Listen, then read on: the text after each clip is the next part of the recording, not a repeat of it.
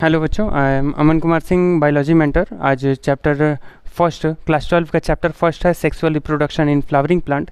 इनमें हम फ्लावर के अलग अलग वर्ल्स को देखेंगे। फ्लावर का जो डेवलपमेंट है, फ्लावर में ही मेल और फीमेल प्रेजेंट होंगे, वहीं पर सेक्सुअल रिप्रोडक्शन वाला प्रोसीजर होना है, जहाँ पर कि गैमेट का फॉर्मेशन होगा और डिफरेंट अलग अलग एक्टिविटीज़ होंगी। उन सभी का डिटेल हमें यहाँ डिस्कस करना है। तो सबसे फर्स्ट, फ्लावर जितने भी एंजियोस्पर्म हैं, अर्थ पे जिम्नोस्पर्म और एंजियोस्पर्म प्रेजेंट होते हैं। तो एंजियोस्पर्म हम स्पेशली टर्म देते हैं, जितने भी फ्लावरिंग प्लांट हैं उनको हम एंजियोस्पर्म टर्म देते हैं।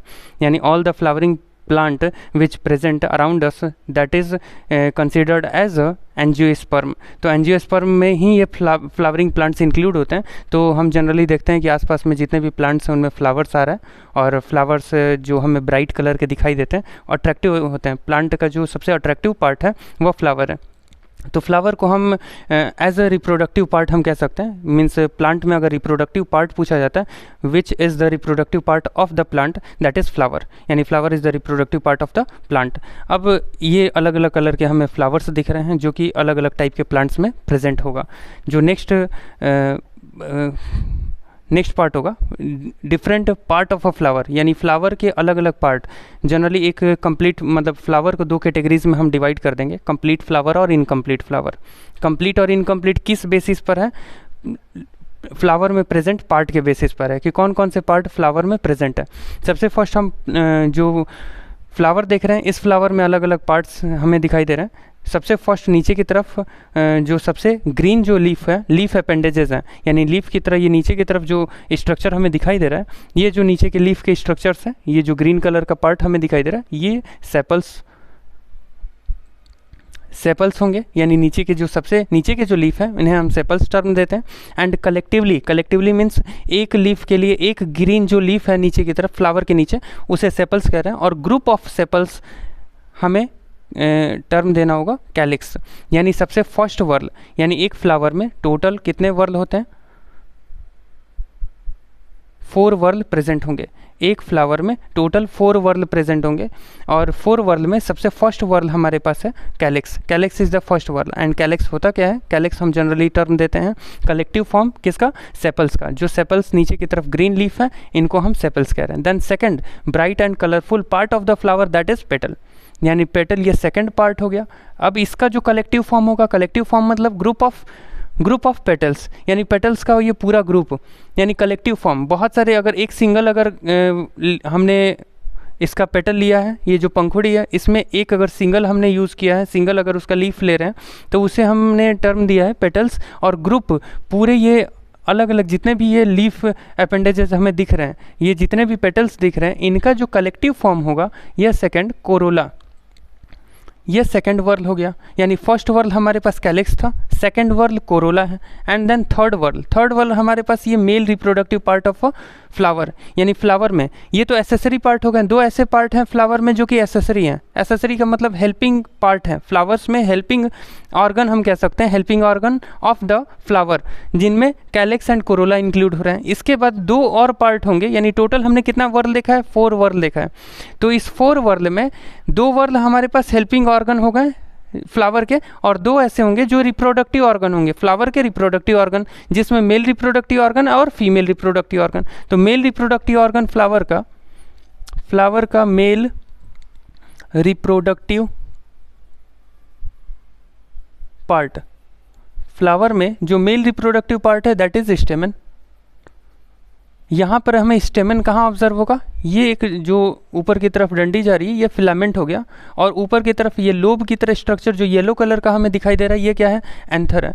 एंथर और फिलामेंट ये दोनों मिलकर एक स्टेमन का फॉर्मेशन करते हैं। एक स्टेमन का फॉर्मेशन क्या होगा? एक स्टेमन का फॉर्मेशन हो रहा है एंथर और फिलामेंट। ये एंथर हो गया, और उसके अलावा ये जो येलो कलर का बल्ब की तरह स्ट्रक्चर दिखाई दे रहा है, यह है फिलामेंट।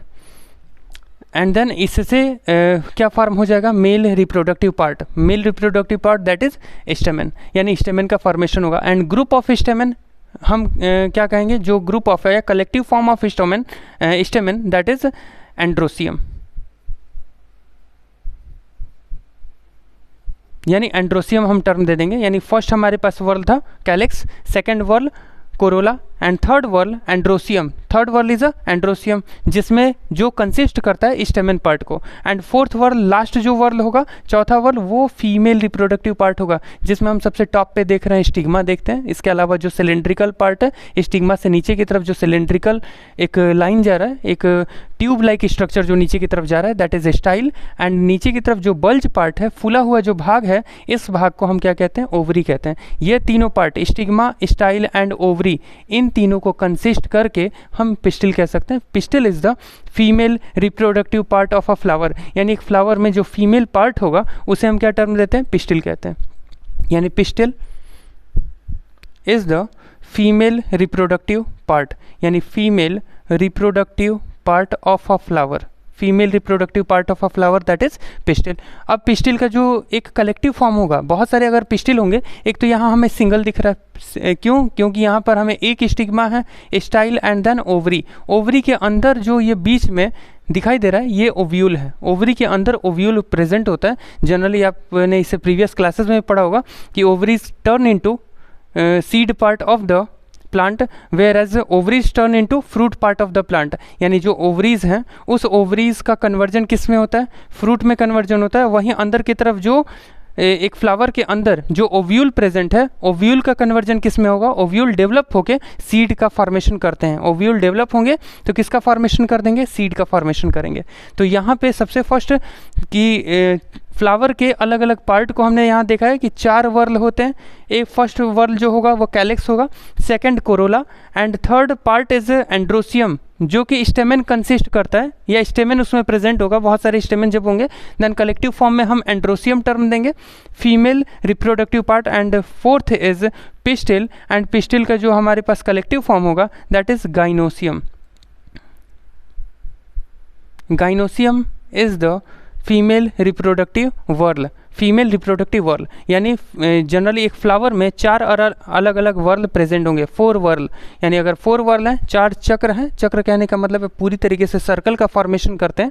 एक लीफ राइट साइड में, फिर left, front and then back, इस तरीके से पूरा एक चक्र की तरह बन रहा है, इसलिए वर्ल हमने वर्ड यूज़ किया है।